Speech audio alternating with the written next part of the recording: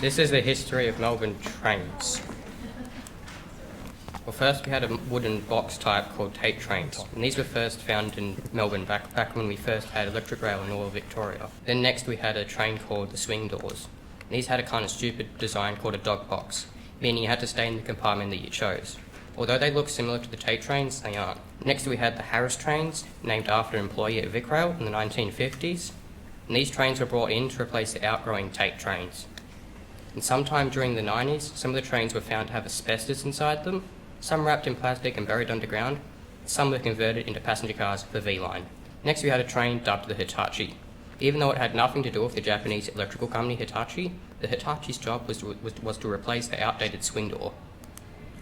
Next we have the great and famous Comenge, brought in to replace the Harris.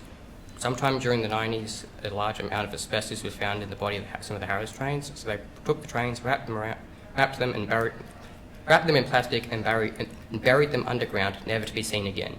The rest got converted into passenger cars for V-Line, and now Melbourne was down to two types of trains, the Hitachi and the Comenge. So now comes the time of the Great Split, where different lines, such as Connex, some lines brought a train called an Extrapolis, and some Siemens Nexus. But soon enough the divide was over, and now with every train under one name, during the same time the Hitachi was phased out.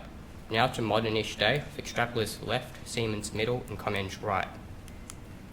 But since the beginning of the Westgate Tunnel project, a train called a HCMT, High Capacity Metro Train, was introduced, running exclusively on the Pakenham-Craigieburn lines. Well, we're done. Good.